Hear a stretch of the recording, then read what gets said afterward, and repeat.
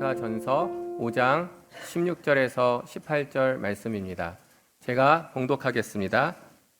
항상 기뻐하라, 쉬지 말고 기도하라, 범사에 감사하라. 이것이 그리스도 예수 안에서 너희를 향하신 하나님의 뜻이니라. 아멘. 할렐루야.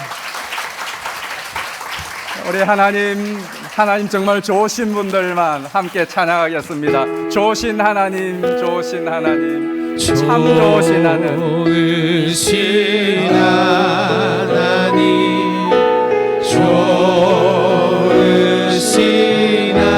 참 하나님, 참 좋으신 나의 하나님. 우리의 기도를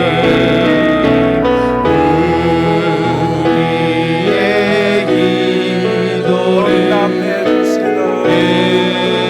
응답해 주시는 참 좋으신 나의 한없는 축복을 한없는 축복을 우리에게 주시는 참 좋으신 나의 하나님. 아멘. 할렐루야. 그렇습니다. 하나님은 좋으신 분, 언제나 좋으신 분, 날마다 좋으신 분, 항상 좋으신 분인 줄로 믿습니다. 오늘 주보에 이문희 목사님이 설교를 하시기로 본문하고 다 나왔어요. 원래 그렇게 계획이 되어 있었는데 어제 아침에 갑자기 사모님이 전화 오셔서 목사님이 어제 장염으로 투사 강론을 일으켜서 지금 병원 응급실에 계십니다. 그래서 아무래도 이번 주일 설교하러 가실 수 없겠습니다라고 전화를 주셨습니다. 예, 알겠습니다. 기도하겠습니다. 그리고 조처를 할 테니 염려하지 마십시오. 그렇게 끊었어요. 어떻게 하죠? 그래서 당장 설교 부탁을 하셔서 설교하실 분 세 분 정도를 떠올렸어요. 그리고 하나님 기도해서 하나님 어떻게 할까요? 어느 분에게 부탁을 할까요? 그러면서 제가 해야 되겠다고 생각하는 부담감이 막 생기는 거예요. 하나님, 전 준비한 것도 없어요. 어떻게 해요? 저 아파요. 제가 아파서 이문희 목사님 대신해서 설교했는데 하라고 부탁했는데 이문희 목사님이 아파서 대신해서 아픈 제가 해야 돼요. 제가 됐다가 되는 겁니까?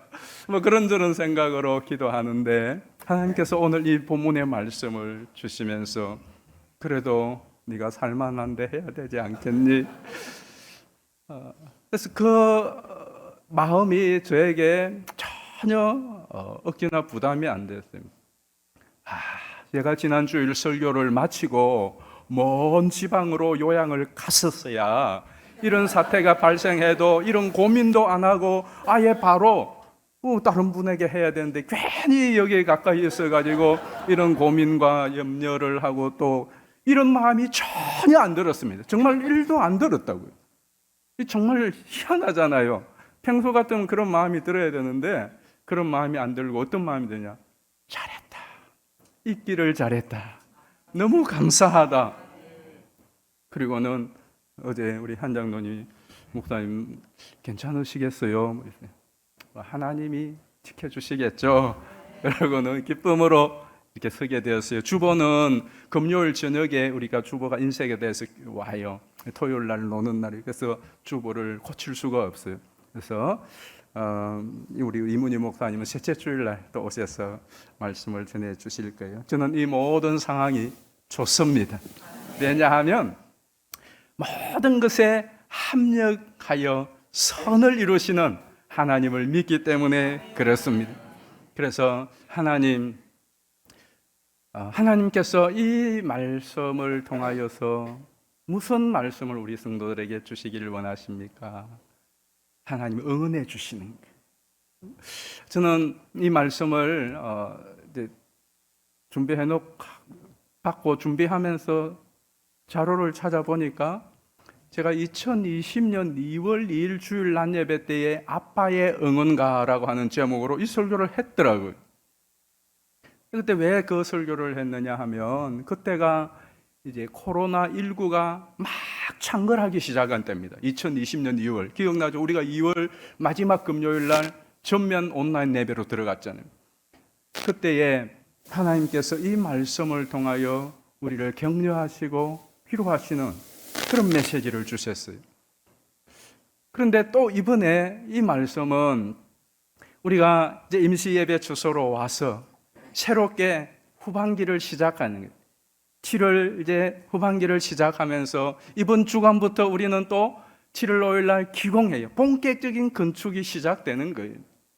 우리 건축위원장 장로님 비롯하여서 건축위원들 부담감이 더 커지고 우리 모두도 이제 이곳에서 상당한 부담을 가지고 또 불편함을 가지고 또 헌신하며 나아가야 될 그 시점이라고요.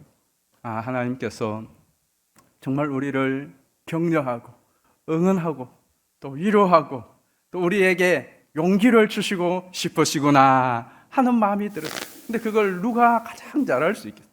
그래서 담임 목사가 그 이야기를 하는 게 제일 좋지 않겠는가. 그러면서 전 가슴이 뭉클해지는 거예요. 하나님이 정말로 우리 성도님들을 또 저를 너무나 예뻐하시고 사랑하시는구나. 지난 2주간 동안 이사하고 준비도 제대로 안 된 때 바로 특세를 했잖아요. 특세를 여러분이 다 얼마나 많이 넣으셔서 세게 하셨는지, 그리고 지난주에 우리 한 장로님 또 기도를 또 얼마나 세게 하셨는지, 하나님께서 그 모든 기도에 응답하시고 역사하시는 줄 믿습니다. 그래서 여러분 그거 하나 믿었으면 좋겠어요. 하나님이 정말 우리를 사랑하시고 우리를 예뻐하시고 또 우리를 응원하시고 격려하시기를 너무나 즐거워하신다는 이 믿음 여러분 놓지 마시기를 주의 이름으로 축복합니다. 작년 2022년 서울시에서 엄마 아빠 행복 프로젝트 일환으로 전철역에도 그렇고 시청 역사 관공서들의 포스터를 붙인 게 있어요. 혹시 보신 분 계세요?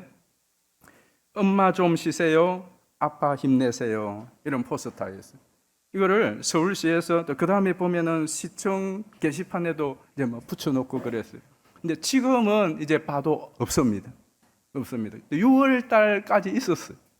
근데 없는데 왜 갑자기 이것을 철거했느냐 하면 저 포스터를 보시면 어떻게 되어 있죠? 엄마 좀 쉬세요, 아빠 힘내세요. 좋은 응원 문구잖아요. 그런데 여기에 이제 댓글과 태클이 시작된 거예요. 왜 엄마만 쉬어야 돼? 아빠도 좀 쉬어야 되지. 왜 엄마만 쉬고 아빠는 힘내서 일하라고 그러는 거야? 문구를 하려면 엄마 아빠 좀 쉬세요 그러든지 엄마 아빠 힘내세요 그래야지. 왜 엄마만 쉬어야 되고 아빠도 힘들어, 아빠도 좀 쉬고 싶어, 그런 태클이 막 땡겨요. 그러면서 이게 성차별이 아니냐. 그러니까 이게 복잡해진 거예요. 단순히 응원 메시지를 하기 위하여서 이렇게 붙였는데 엉뚱하게 성차별 논란부터 시작해가지고 이런 댓글들이 생기니까 시청에서 아예 지금은 다 철거해 버렸습니다. 제가 그걸 보면서 참 벨로무 세상이다 하는 생각과 함께 단순한 응원을 위하여 사실은 그렇게 한 건데 그 응원이 도리어 이런 결과도 나올 수 있구나. 그래서 이제 철거되었죠. 네, 여러분, 우리에게는 철거되지 않는 영원한 응원가, 하나님의 응원가가 있습니다. 그것이 뭡니까? 하나님의 말씀이에요. 성경은 신구약 전체를 보시면 경고의 말씀도 있고 심판의 말씀도 있고 그래요. 그런데 사실 그보다 훨씬 더 우리를 응원하고 위로하고 격려하고 소망의 말씀이 많아요. 그런데 심판과 경고의 말씀조차도 하나님께서는 우리를 각성케 하시고 다시 우리가 힘을 내어서 하나님께로 나아가 세상을 잘 살아내기를 원하는 하나님의 응원이 그 속에도 묻어져 있어요. 특별히 신약 성경은 그렇습니다. 신약 성경은 마태복음부터 요한계시록까지 기록된 목적이 뭐라고 그랬죠?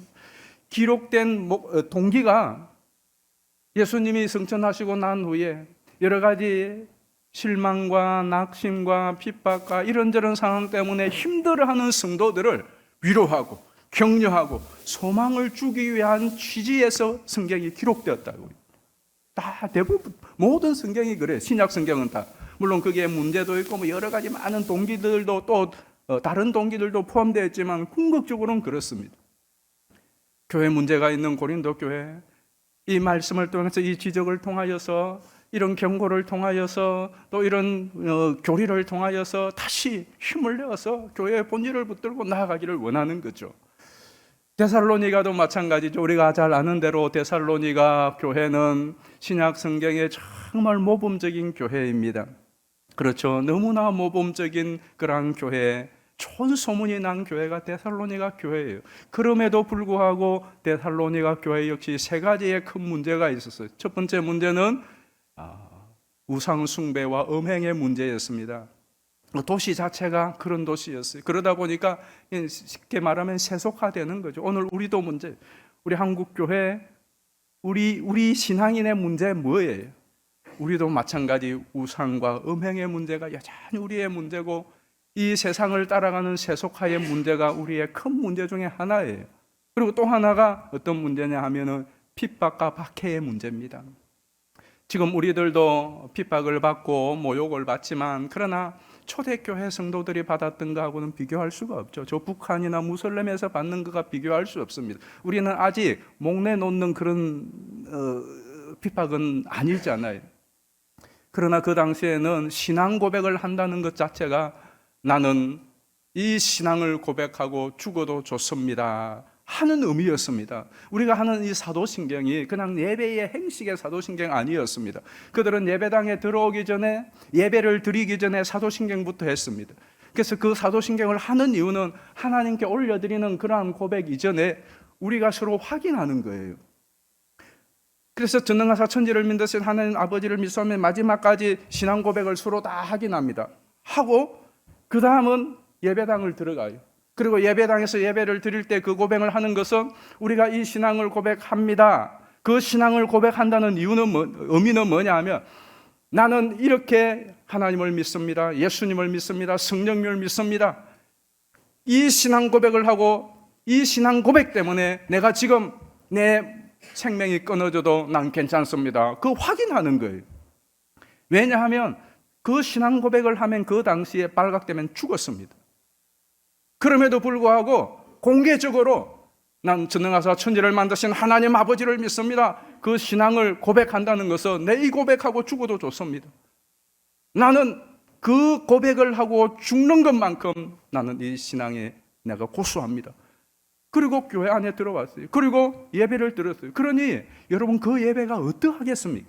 그 예배가 여러분 우리에게도 그런 신앙의 결단이 있었으면 좋겠어요. 하나님, 난 오늘 이 예배를 드리다가 예배 드리러 갔다가 예배의 그 시간에 무슨 일을 만나도 난 하나님을 예배합니다. 그런 사람들의 모임의 예배니까 다른 거죠. 그렇게 신앙 때문에 생명을 잃어가는, 그럼에도 불구하고 신앙을 사수하는 그 교회, 데살로니가 교회뿐만 아니라 초대교회였습니다. 그러니까 그들에게 이 고난이 큰 문제였습니다. 오늘도 언제 죽을지 모르는, 그리고 왕따를 당하고 상업세계에서 어려움을 당하고 하는 이 수많은 고난들, 그것이 큰 문제였고요. 마지막 세 번째는 죽음의 문제였습니다. 성도들이 죽음이 뭐가 그렇게 두렵고 슬프겠는가? 근데 이 데살로니가 교회는 지금 죽음의 문제로 인하여 큰 슬픔의 두려움, 슬픔의 그늘이 드리워지는, 그러니까 얼굴이 다 근심과 슬픔에 찌들어 있는 거예요. 우울함에 찌들어 있는 거예요. 왜 그러느냐 하면 죽음 자체가 문제가 아니에요. 죽으면 천국 가는데 그게 문제가 아니라 그들에게 갖고 있었던 큰 문제가 뭐냐 하면, 초대교회 성도들은 다 예수님이 금방 오실 줄 알아요. 신약 성경의 독자들은, 신약 시대, 이 성경 시대의 그 사람들은 다 자기 시대에 예수님 오실 줄 알았어요. 70이 되고 90이 됐어요. 예수님 오실 줄 알았어요. 그걸 철석같이 믿고 있었습니다. 근데 생각해 보십시오. 예수님 재림하실 거, 다시 오마하신 그 예수님이 그들이 본 대로 또 증언을 들은 대로 다시 오실 줄 알았는데 지금 30년, 40년, 50년이 흘러간단 말이에요. 그래도 오실 줄 믿었습니다. 그 믿음을 갖고 괴로움을 견디고 신앙을 지켜나가는 거예요. 그런데 신앙을 지키다가 죽어버렸다는 거예요. 우리 가족이 죽었어요. 그럼 어떻게 되겠습니까? 예수님 오시면 이들은 살아서 예수님을 못 만나잖아요. 그게 큰 슬픔이었습니다. 그러니까 가족 중에 죽었어요. 아들이 죽고 딸이 죽고 아내가 죽고 남편이 죽고 아버지가 죽었어요. 죽음 자체도 슬픔이지만 더 큰 슬픔은 예수님 오시면 예수님 살아서 못 만나구나. 그 슬픔이 더 큰 거예요.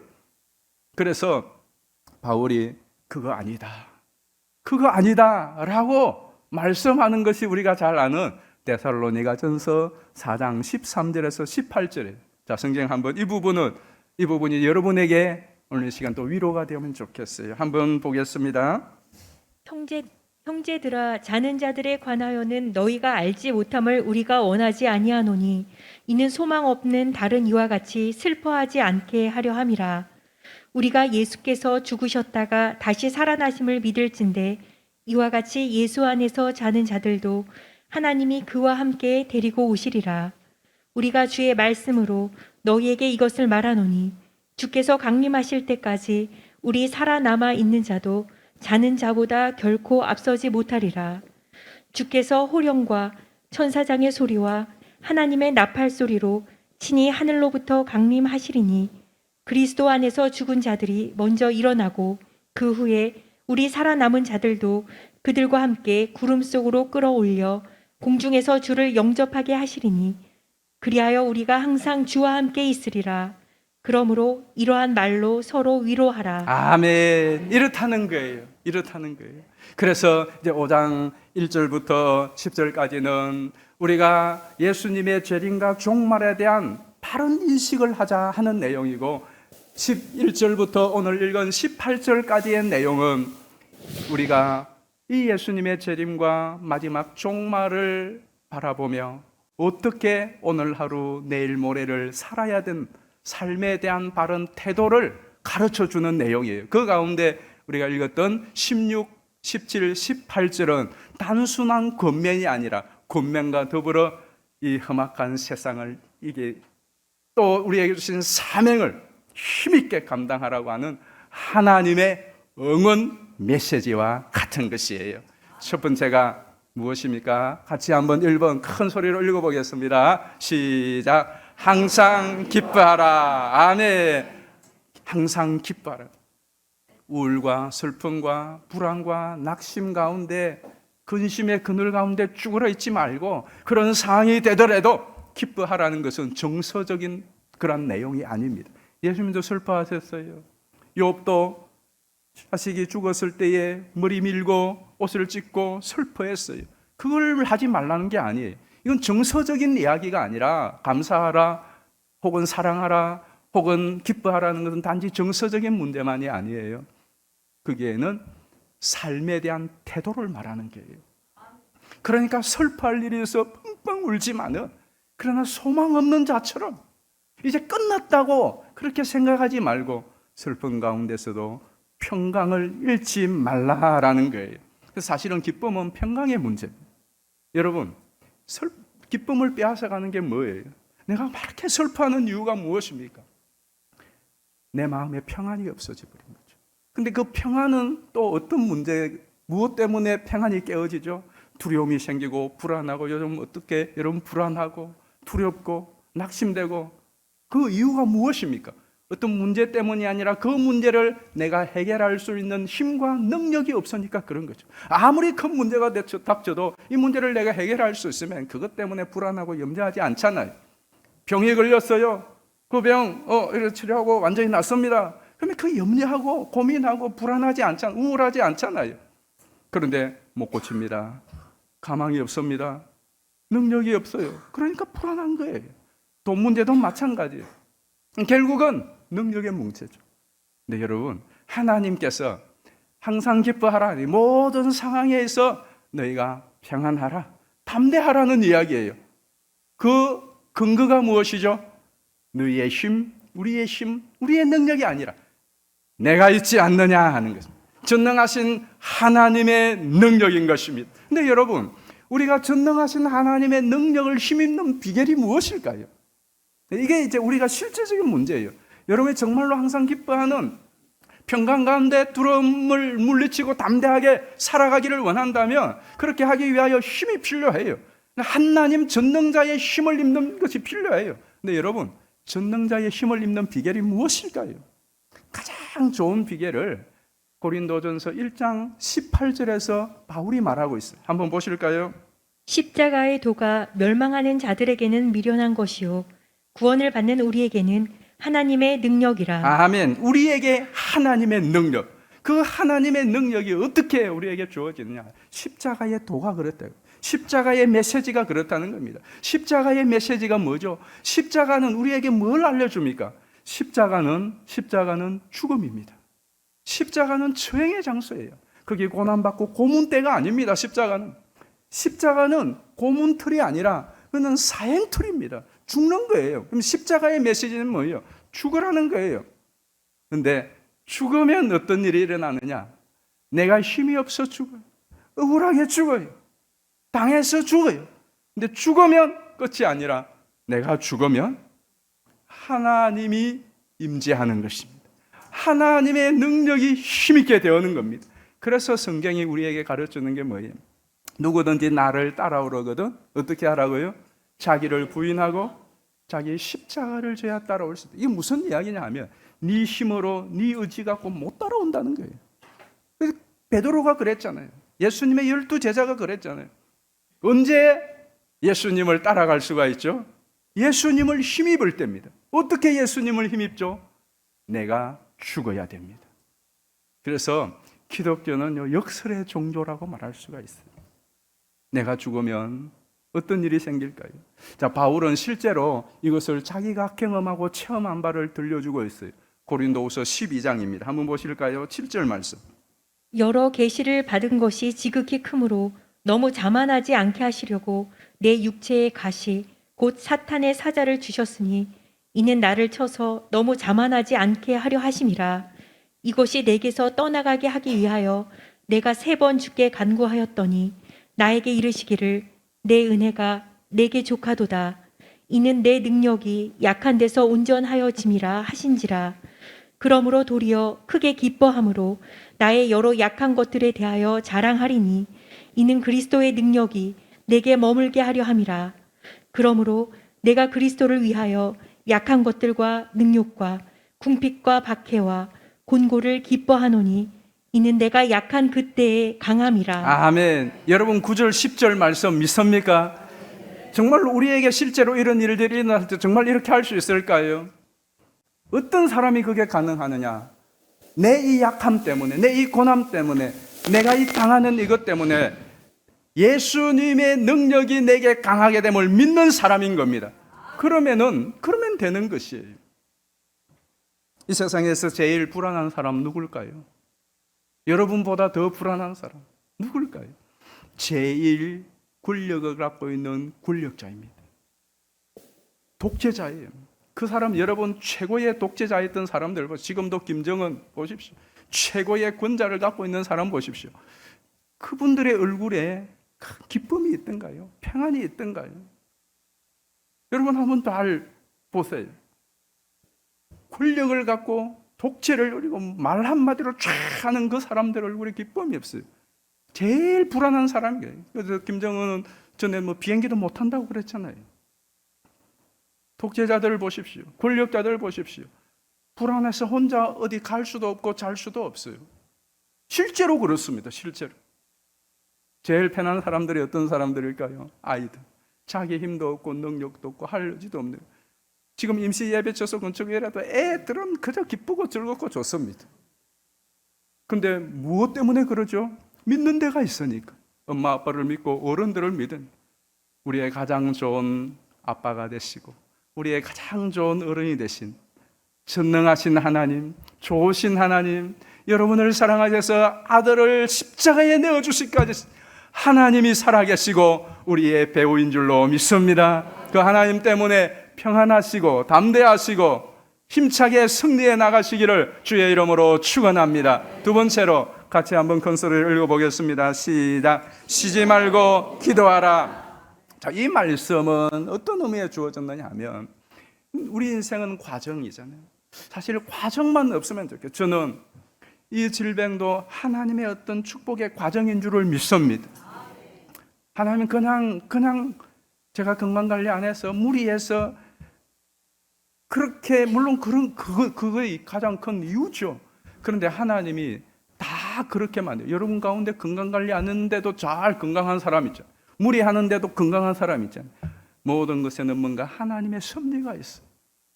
그런데 하나님의 섭리는 항상 좋은 줄 믿습니다. 근데 문제는 과정을 잘 못 지나면은 항상 어렵습니다. 결과가 좋지 않아요. 근데 과정이 중요해요. 시험을 잘 보려면 준비를 잘 해나가요. 질병이 걸렸다, 어려움이 닥쳤다, 그러면 분명히 여기에 뭔 과정이 있습니다. 그 과정을 잘 지나면 결과는 반드시 좋은 결과로 나오게 돼 있어요. 그러니까 하나님이 하시는 거죠. 우리에게는 건축도 마찬가지예요. 건축을 하는 과정이 있잖아요. 기도해야 되고 헌금해야 되고 이 불편함을 감수해야 되고 이 과정이 싫어서 도망갈 수도 있어요. 이 과정이 싫어서 왔다가 성전 다 짓고 나면 등록해야지. 그런 사람도 있어요. 그런데 여러분, 과정을 통하여 주시는 하나님의 축복이 있습니다. 그래서 이 과정이 중요한데 문제는 과정은 대부분 어렵습니다. 인생의 과정이 힘들어요. 근데 문제는 그 어려움과 힘든 과정을 방법을 모르면은 다 그것 때문에 무너질 수 있는데 우리에게는 하나님이 키를 주신 거죠. 키를. 저는 이 기간을 지나면서 두 가지의 생각을 했어요. 하나는 사탄의 시험이라면 사탄이 우리를 시험하는 것일 수 있습니다. 사탄이 한번 건들 수 있어요. 성전 건축을 사탄이 제일 싫어한다고들 그러잖아요. 목사님들마다 그래요. 그럼 저 성전 건축을 방해하고 해코지하기 제일 좋은 아킬레스건은 담임 목사 살짝 건들면 되는 거죠. 근데 지금까지 지나온 걸 생각하면 사탄이 잘못 건든 것 같아요. 그죠? 벌집을 쑤세 넣은 것 같습니다. 잘못 지금 후회하고 있을 거예요. 또 하나는 하나님의 테스트일 수 있어요. 하나님의 테스트인데 이번 테스트는 하나님께서 큰 중요한 시험 문제에 답지를 노출한 것과 같은 경우가 되어버린 거예요. 답지를 노출. 여러분들 보니까 그래요. 그러니까 여러분, 어렵고 힘든 시험과 고난과 시련이 있을 때 하나님은 언제나 답지를 노출시켜 놓았습니다. 그 답지가 무엇일까요? 기도하는 것입니다. 기도하는 것입니다. 고난과 어려움이 있을 때에 그것이 사탄의 시험이다, 하나님의 테스트다. 우리의 답은 기도하는 것이. 기도하는 것입니다. 그래서 하나님께서 데살로니가 교인들을 향하여서 쉬지 말고 기도하라는 거예요. 이 기도가 답이고 이 기도는 하늘의 능력을 이 땅으로 유통하고 이 기도는 하나님의 능력을 나에게 유통하고 우리 앞에 산재하는 수많은 객ገብ이 쌓이는 첩첩삼정과 같은 내가 해결할 수 없는 수많은 문제들을 전능하신 능력으로 해결하는 열쇠가 기도인 줄 믿습니다. 근데 문제는 기도를 쉬지 말라고 한다. 기도 다 하죠. 기도를 쉬지 말고 하라는 말은 숨도 안 쉬고 하라는 그런 말이 아니에요. 이 쉬지 말고는 두 가지 의미가 있다고 여러분에게 말씀드렸습니다. 첫 번째 의미는 포기하지 말고 기도하는 거예요. 우리의 기도의 가장 큰 문제가 뭐냐? 포기해버리는 겁니다. 유산하는 거죠. 그래서 기도를 하다가만 그러한 조각들이 없이 많아요. 기도 안 해본 사람 어디 있습니까?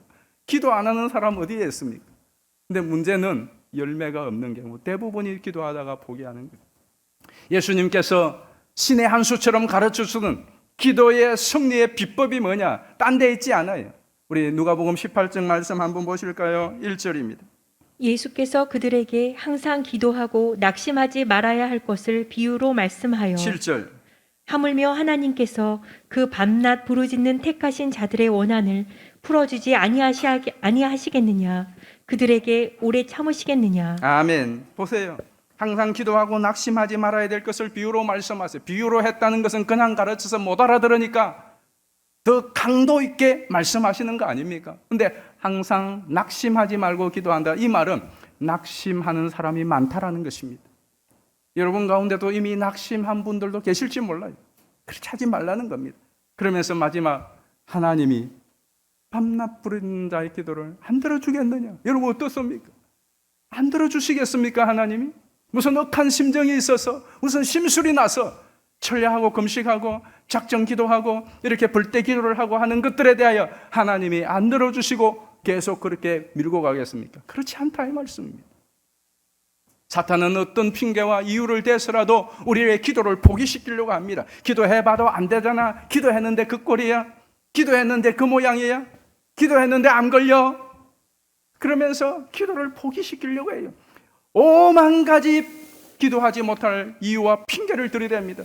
그러면서 기도하지 못하게 합니다. 사탄의 전략이에요. 하나님은 말씀합니다. 그래도 쉬지 말고 기도해. 기도하기를 포기하지 마. 오만 가지 이유와 핑계가 있지만 그걸 듣고 한번 기도해봐. 기도해서 결과가 이렇게 돼서 기도했는데 아버지여 내 영혼을 주의 손에 붙여 죽어. 아니야 그래도 기도해. 숨이 떨어질 때까지 기도해봐. 부활이 있어. 하나님께서 그 응원을 기도의 응원. 그리고 이 기도는 쉬지 말고 하라는 기도는 규칙적으로 기도를 하라는 거예요. 규칙적으로. 서펄철 목사님은 기도에 대해 이렇게 표현했습니다. 한번 같이 읽어보실까요? 시작. 예, 뭐 요즘은 우리가 전자시계지만 옛날 아날로그 시계는 다 태엽, 손목시계도 태엽 감아줘야 되고 해중시계도 태엽 돌려줘야 되고 그거 돌려줘야 되고 풀매는 또 돌려줘야 되고 또 돌려줘야 되고 그러면 계속 가는 거예요. 우리의 신앙생활 인생의 여정도 마찬가지, 교회 건축도 마찬가지입니다. 여기까지 하고 끝이 아니다. 지난주에 말씀드렸듯이 여러분의 인생이 여기가 끝이 아니다. 우리 80, 90 되신 어르신 여러분도 인생이 끝난 게 아닙니다. 꼬린 지점에 될 때까지는 아직 달려야 된다고요. 아직 달려야 돼요. 그거 달리는 힘의 비결이 뭐냐? 우리가 건축을 완공하는 비결이 뭐냐? 태엽이 계속 돌아가야 돼요. 그 돌아가기 위해서 누가 그걸 감아야 돼요? 누가 감아야 될까요? 내가 감아야 돼요. 여러분 한 분 한 분이 기도의 태엽을 감으시기를 축복합니다. 짱짱하게 감으시기를 축복합니다. 느슨하게 내버려두지 말고 계속 감았어. 짱짱하게 감았어. 마지막까지 척척척 하나님의 역사가 진행되는 기적을 경험하는 여러분 모두가 기적의 주인공 되기를 주의 이름으로 축복합니다.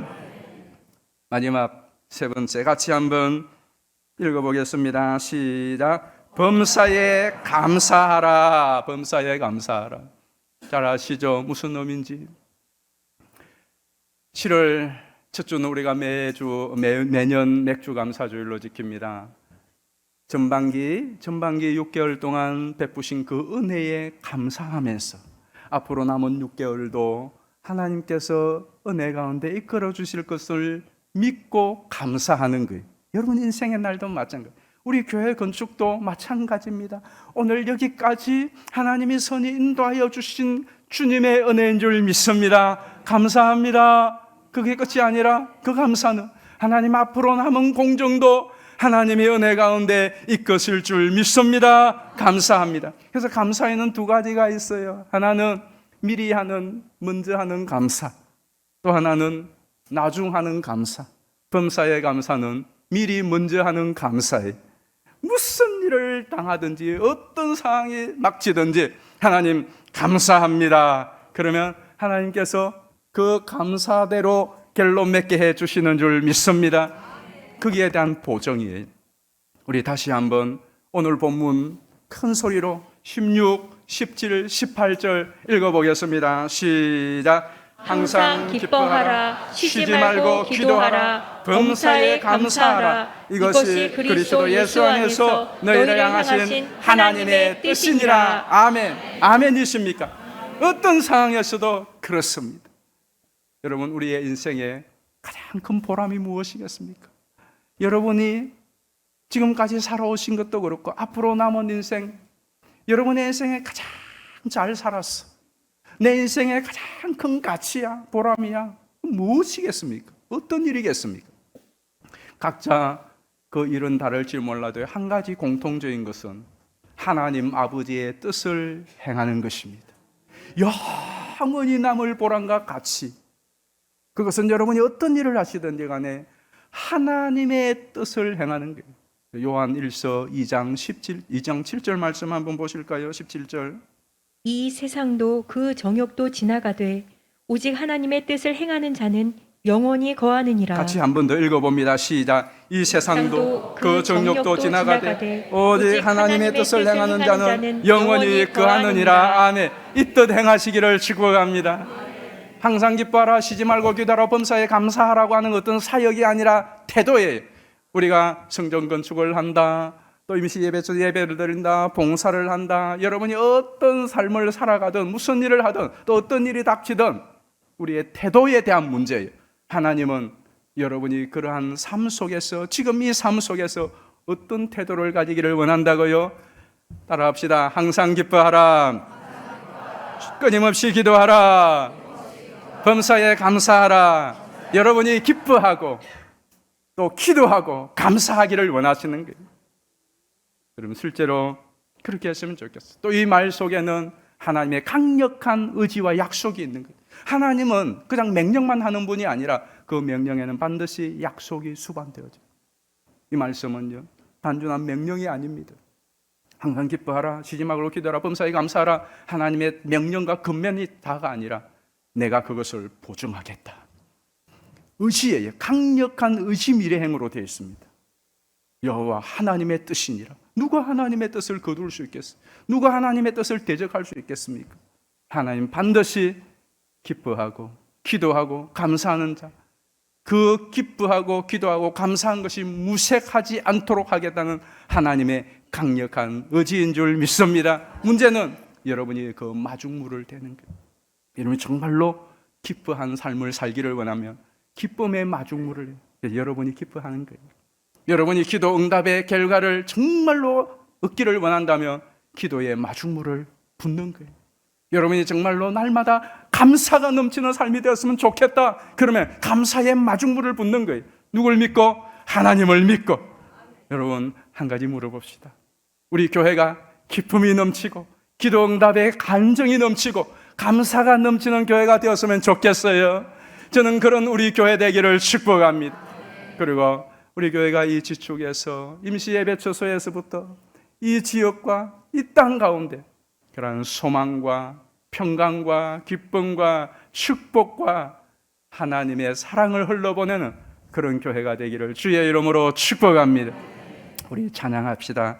감사하신 하나님, 우리 하나님께 감사를 올리고 여기까지 인도하신 우리 하나님께서 이후에도 인도하실 것 믿는 믿음의 결단을 하는 오늘 이 시간이 되었으면 좋겠어요. 감사하신 하나님, 감사하신 하나님, 에베네셀 하나님, 에베네셀 하나님, 살아계신 하나님, 살아계신 하나님, 에베네셀 하나님, 에베네셀 하나님, 여기까지 인도하셨네. 여기까지 인도하셨네. 감사하신 하나님, 감사하신 하나님, 여기까지 인도하셨네. 여기까지 인도하셨네. 살아계신 하나님, 살아계신 하나님, 감사합니다. 감사하신 하나님, 에베네셀 하나님, 살아계신 하나님, 살아계신 하나님, 에베네셀, 에베네셀 하나님, 감사하신 하나님, 감사하신 하나님, 에베네셀 하나님, 에베네셀 하나님, 살아계신 하나님, 살아 인도하신 하나님 에베네셀 하나님 장래에도 인도하시리 장래에도 인도하시니 감사하신 하나님 감사하신 하나님 장래에도 인도하시리 장래에도 인도하시니 살아계신 하나님 살아계신 하나님 감사합니다 감사하신 하나님 에베네셀 하나님 살아계신 살아계신 하나님 에베네셀 에베네셀 하나님 우리 합심하여 한번 기도하십시다. 정말로 하나님 고맙습니다. 감사합니다. 여기까지 인도하신 하나님, 오늘 이 예배의 자리에 계신 하나님 감사합니다. 장래에도 이후에도 인도해 주실 하나님을 믿고 평강 가운데 우리가 정말로 기뻐하며 또 고난과 시련과 어려움이 있을 때에 낙심하지 않고 기도하며 그리고 하나님이 행하실 그 일을 미리 바라보며 감사하며 찬양하는 내가 우리 교회가 될 수 있도록, 그래야 우리 교회를 통하여 앞으로 이 땅에 복음의 큰 역사를 나타내시고 우리 서울서교회를 통하여서 이 지역과 이 민족과 나라와 열방 가운데 복음의 큰 파장을 일으키고 선한 영향을 끼치는 교회로 세워주시고 나를 삼아 주시옵소서. 이제 하나님 성전 건축 지금까지 인도하신 하나님 이후에도 인도하셔서 우리의 기공에서 중공 이 땅 헌당까지 하나님 선이 역사해 달라고 앞장서 일하는 건축위원장님과 건축위원들을 위하여서 또 우리 연약한 환우들 어려운 가운데 있는 생활고에 시달린 우리 성도들을 위하여 주여 한번 이름 부르고 통성으로 하나님 아버지 정말 고맙습니다. 지난 1월부터 6월까지 올 한 해도 여기까지 우리를 선히 인도하심을 감사드립니다. 하나님 우리 교회의 건축을 시작해 하시고 지금까지 임시 예배 처소까지 선히 인도하심을 감사드립니다. 하나님 7월 5일 날 기공 예배를 준비하며 드릴 수 있도록 인도하여 주심을 감사를 드립니다. 이제 기공 후에 하나님 내년 9월에 하나님 준공하여서 입당하고 헌당하게 해 주실 것을 믿고 감사드립니다. 이래 간막이 더 못하게 하시고 하나님의 성령님께서 우리 건축위원장 장로님과 위원들 우리 온 성도들 어린 유아 하나에까지 강림하시고 감화감동 역사하시고 지혜 주셔서 이 일을 잘 감당하며 하나님의 영광의 마지막 날에 다 같이 참여케 하여 주시옵소서. 하나님 아버지 우리 성도들의 사업을 또 직장을 붙들어 주시고 축복하여 주옵시고 가정을 평안케 하시고 온 가족이 믿음으로 하나 되게 하여 주옵소서. 특별히 질병과 투병하고 있는 우리 환우들 치유의 광선을 바라여 주옵소서. 내가 예수의 이름으로 맹하노니 육체를 괴롭히는 질병은 몸에서 떠나갈지어다. 악한 영의 눌림과 중독에 묶여있는 분들 주님 치유하여 주옵소서. 내가 예수의 이름으로 맹하노니 악한 영들은 떠나갈지어다. 중독은 끊어질지어다. 묶인 것은 풀어질지어다.